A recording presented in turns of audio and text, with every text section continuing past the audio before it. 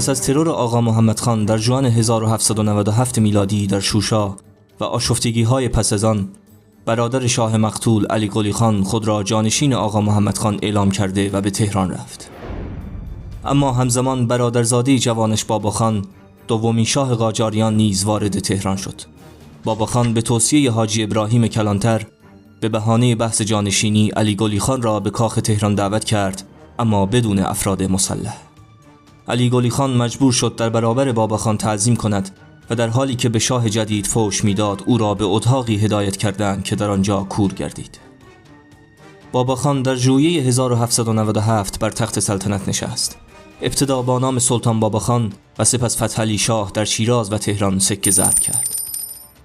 فوری ترین ادعای تاج و تخت توسط صادق خان شقاقی، یکی از رهبران قدرتمند شمال غربی آذربایجان و متحد سابق آقا محمد خان بود که ظاهراً در ترور و پناه دادن به قاتلان شاه دست داشت. در لشکرکشی خراسان در اوایل 1799 او را در اردوگاه سلطنتی بازداشت و به جرم توطئه به دستور شاه اعدام کردند. در سال 1799 زمانشاه درانی به عنوان تهدیدی برای مستعمره بریتانیا در هند ظاهر شد. کمپانی هند شرقی سفیری به نام مهدی علی خان بهادر را به تهران فرستاد تا از فتحعلی شاه بخواهد تا به امپراتوری درانی حمله کند.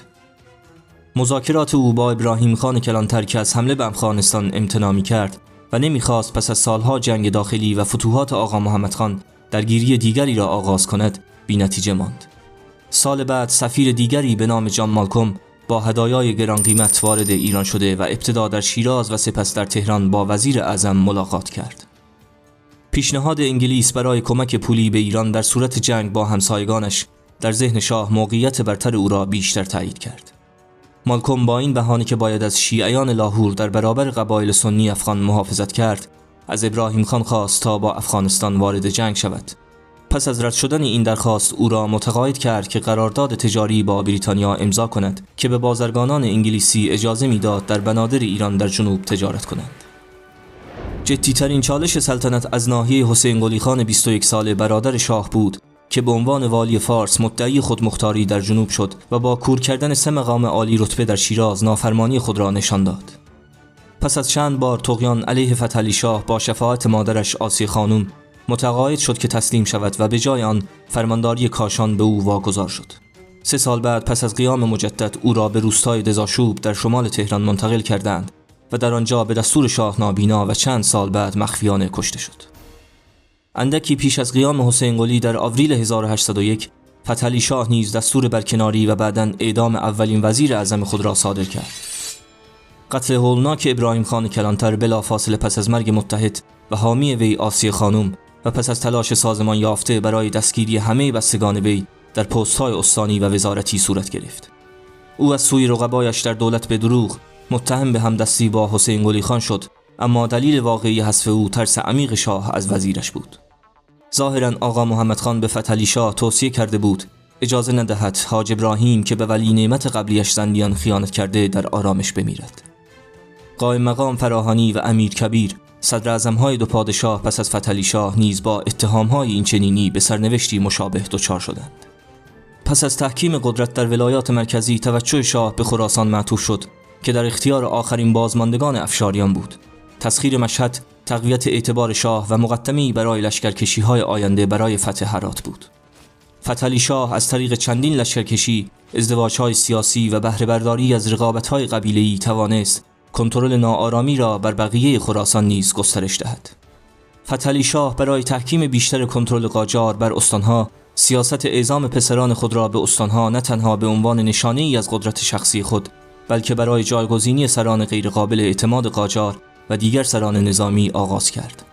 به خصوص عباس میرزا به استانداری آذربایجان منصوب شد و این سمت را تا 35 سال باقی مانده از عمر خود بر عهده داشت. رویارویی با قدرت‌های اروپایی برای شاه نگران کننده بود.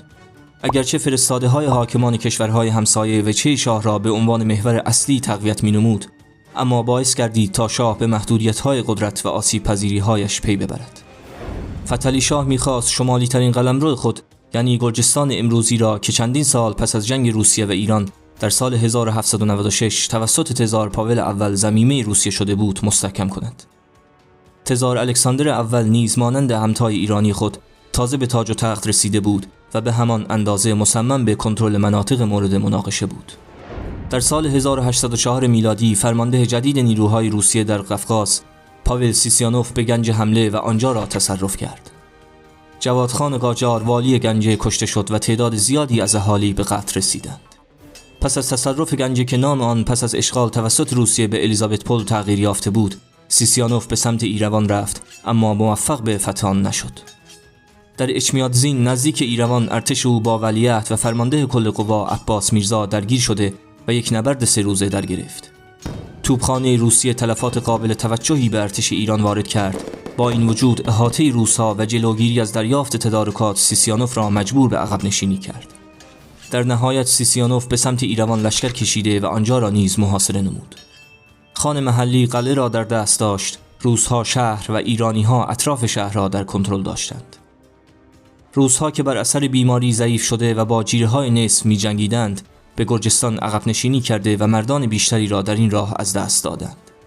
در ماه می خانات قره‌باغ و شکی تسلیم روسیه شدند.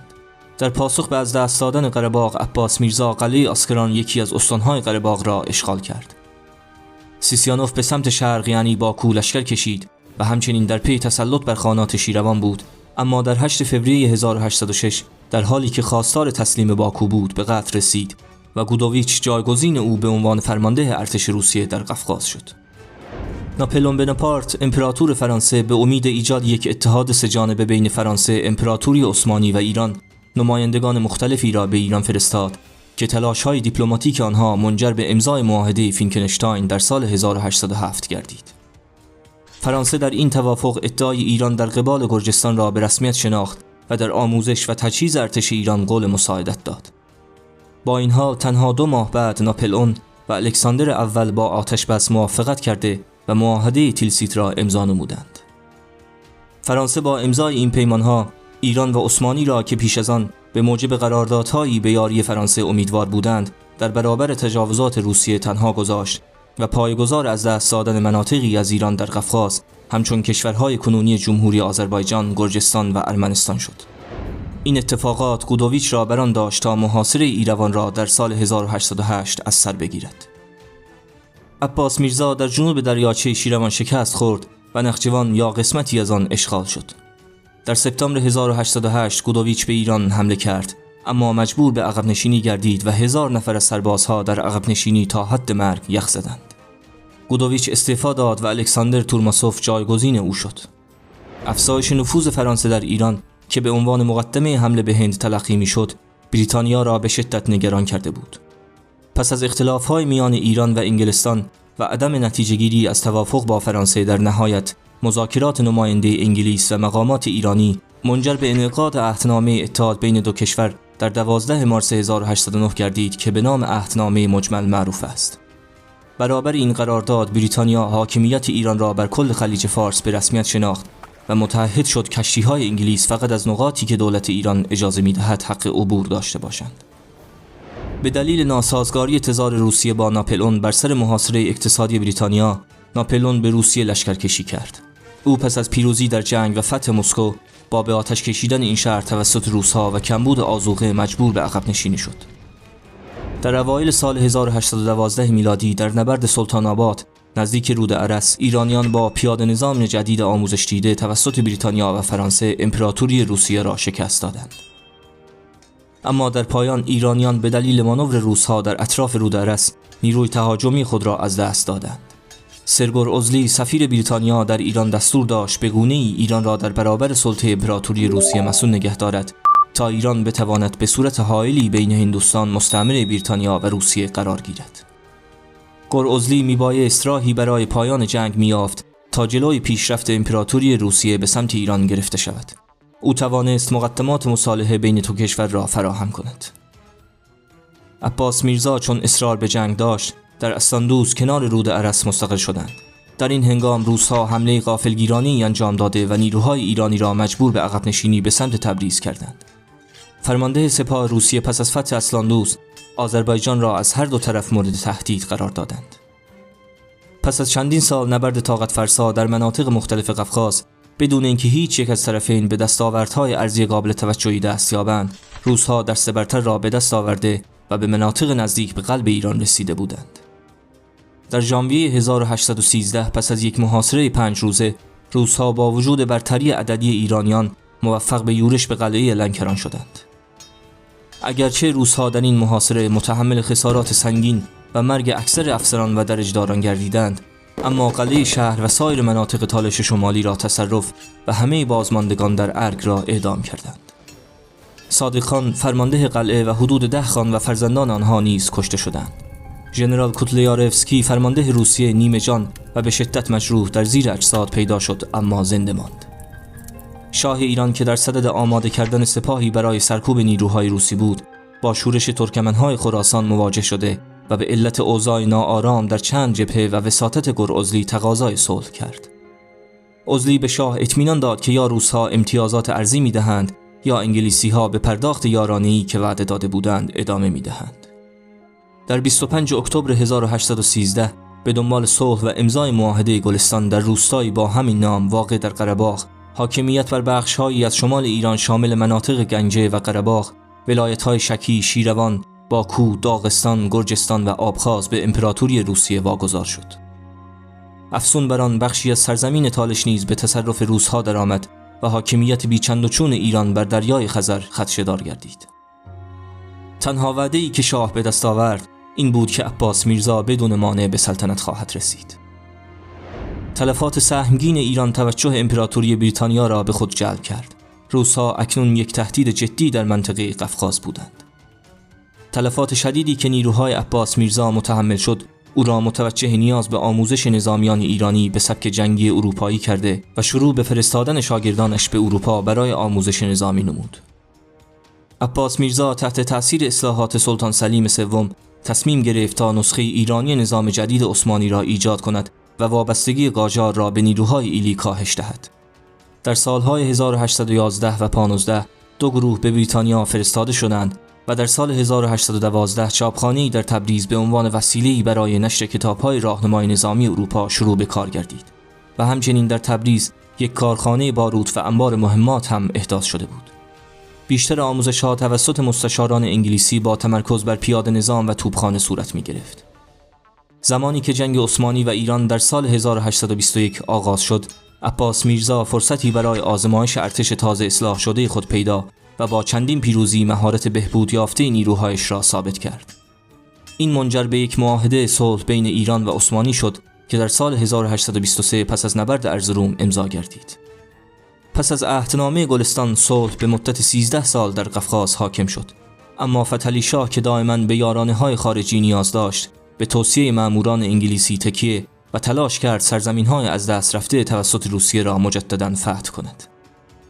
به سبب پیمانشکنی روس‌ها و دستاندازی به شهرها و سرزمین‌هایی که در قرارداد گلستان نامی از آنها نبود و نیز رفتار نامناسب با مسلمانان سرزمین‌های اشغالی، عباس میرزا این وضعیت را به علمایی چون سید محمد مجاهد از مراجع تشیع گزارش نمود و نوعی رضایتمندی حکومت قاجار و علما در جهاد علیه روسیه به وجود آمد. میرفتاح از روحانی‌های اهل تبریز هم‌آوا با سید محمد مجاهد، یکی از صادرکنندگان فتوای جهاد علیه کفار روس بود که به سرگیری سری دوم جنگ‌های ایران و روسیه انجامید. با اینکه میرفتاح علیه روسیه فتوای جهاد صادر کرد، ولی گفته می شود زمانی که لشکر روسیه وارد تبریز شد، میرفتاح به همراه جمع بزرگی از مردم شهر به پیشواز لشکر اشغالگر شتافت. وی حتی برای یاری رساندن بیشتر به روس‌ها مردم را بر ضد عباس میرزا شوراند. کار تا جایی رسید که مقلدینش حتی کاخ عباس میرزا را غارت کردند و انبارهای آذوقه و اسلحه خانه‌ها را دست نخورده تحویل سپاهیان روسیه تزاری دادند. نیروهای ایران در 3 هفته موفق شدند اغلب نقاطی را که به روسیه تسلیم شده بود به کمک اهالی محل باز پس بگیرند. اما در مرحله بعد به دلیل بیکفایتی مقامات و خیانت برخی از دولتی‌ها کمک لازم به عباس میرزا نرسید و با توجه به قدرت ارتش تزاری در داشتن سلاح، نیروهای روسی به پیروزی‌های فراوانی دست یافتند. در ماه می 1826 میلادی، میراک برخلاف میل تزار نیکولای یکم توسط نیروهای روسی اشغال شد. بدون اعلام جنگ در ژوئیه 1826 یک ارتش 35,000 نفری به رهبری عباس میرزا به قره‌باغ و تالش حمله کرد که منجر به پسگیری بسیاری از مناطقی شد که به موجب عهدنامه گلستان به دست روس‌ها از دست رفته بود. با توجه به نزدیک شدن ارتش ایران، بسیاری از مردم محلی که اخیراً تحت صلاحیت رسمی روسیه قرار گرفته بودند به سرعت طرف خود را تغییر دادند. شهرهای مهم باکو، لنکران و قوبا به سرعت توسط ایرانیان بازپس گرفته شد. همچنین یرمولوف فرمانده روسیه در قفقاز که متقاعد شده بود منابع کافی برای نبرد با ایرانیان را ندارد، دستور خروج از گنجه را صادر کرد. به دلیل کمبود نیروی یرمولوف، نیکولای یک لشکر و 6 هنگ سوار نظام را فرستاد و دستور داد به خانات ایروان حمله کند، اما یرمولوف این را غیر ممکن دانست. روسیه با فرستادن ایوان پاسکوویچ توسط نیکولای توانست یک ارتش ایرانی را شکست داده و پس از رفع محاصره شوشا دوباره وارد گنجه شوند. یرمولوف در مارس 1827 تمام اختیارات خود را به پاسکوویچ سپرد و نیروهای روسیه توانستند اشمیادزین و ایروان را تصرف کرده و خود را با شتاب به گنجه برسانند. هدف پاسکوویچ تهدید پایتخت عباس میرزا تبریز و جلوگیری از هر گونه امدادرسانی به ایروان بود. عباس میرزا نیز با 30,000 سپاهی عازم گنجه شد. در نبردی که به جنگ گنجه معروف شد، ایرانیان فاصله کمی تا پیروزی داشتند، اما به علت تعلل آصف الدوله صدر اعظم جدید ایران در اعزام نیروی کمکی در سپاه ایران بی‌نظمی به وجود آمد و تلاش‌های عباس میرزا در نظم بخشیدن به امور فایده‌ای حاصل نکرد و ناچار به عقب نشینی شد. در نتیجه این اتفاق تلاش‌های ایرانیان در کسب فتوحات در خطر افتاد و باعث پیروزی کامل پاسکوویچ و سپاهیانش شد. وقتی خبر سقوط ایروان به ارتش ایران رسید، وحشت زده و متفرق شدند. در سپتامبر 1827 روس‌ها در چند مایلی تبریز قرار داشتند. پاسکوویچ با سپاه 6,000 نفری از رود ارس گذشت و در ماه اکتبر وارد تبریز شده و آنجا را فتح نمود. دروازه‌ها باز شد و شهر ثروتمند 60,000 نفری بدون مقاومت زیاد اشغال شد. ارتش ایران آنقدر ضعیف بود که نمی‌توانست به جنگ ادامه دهد. اورمیه، مرند و اردبیل نیز در اوایل سال 1828 دروازه‌های خود را به روی روسیه گشودند. عهدنامه ترکمنچای در روستایی با این نام واقع در شهر میانه در 22 فوریه 1828 امضا گردید که خانات ایروان و نخچوان شامل تمام ارمنستان و نخچوان امروزی و استان اغدیر در ترکیه امروزی را به روسیه واگذار می‌کرد. همچنین ایران مجبور به پرداخت غرامت معادل 500,000 تومان شد. به موجب این معاهده ارمنیان استان آذربایجان از آزادی مهاجرت به سرزمین‌های تحت کنترل روسیه در شمال رود ارس برخوردار شدند. در سالهای بین 1828 تا 31 به طور تقریبی 45,000 ارمنی از ایران و امپراتوری عثمانی به ایروان، ارمنستان امروزی مهاجرت کردند. پس از جنگ و امضای معاهده احساسات ضد روس در ایران بیداد می‌کرد. در 11 فوریه 1829 گروهی خشمگین به سفارت روسیه در تهران هجوم بردند و تقریباً همه افراد داخل آن را کشتند. در میان کشته شدگان این قتل عام، سفیر تازه منصوب شده در ایران الکساندر گریبایدوف نمایشنامه نویس مشهور روسی هم بود. گریبایدوف نقش فعالی در مورد مفاد معاهده ایفا کرده بود. در پی قتل او فتحعلی شاه قاجار الماس شاه که توسط نادرشاه از هند به ایران آورده شده بود را برای دلجویی به نیکولای یکم پیشکش کرد. خسارات جبران ناپذیری که در مجموع به تمام سرزمین‌های ایران قاجار در قفقاز شمالی و قفقاز جنوبی وارد می‌شد، عباس میرزا را به شدت متأثر کرد و اشتیاق خود را برای اصلاحات نظامی دیگر از دست داد. در سال 1833 در صدد برقراری نظم در استان خراسان برآمد، اما در حین انجام وظیفه همان سال در مشهد بر اثر بیماری درگذشت و در حرم امام رضا به خاک سپرده شد. پسر بزرگش محمد میرزا ولیعهد فتحعلی شاه به عنوان پادشاه بعدی انتخاب کردید. فتحعلی شاه که تعداد همسرهایش از 100 تا 1000 زن گفته شده است و همچنین شیفته شعر و ادبیات بود، در سال 1834 میلادی در 65 سالگی در اصفهان از دنیا رفت. جسد او را از آنجا برای دفن به قم برده و در حرم فاطمه معصومه به خاک سپردند. مسجد شاه، کاخ نگارستان، باغ شاه از آثار معماری است که به دستور فتحعلی شاه بنا شد.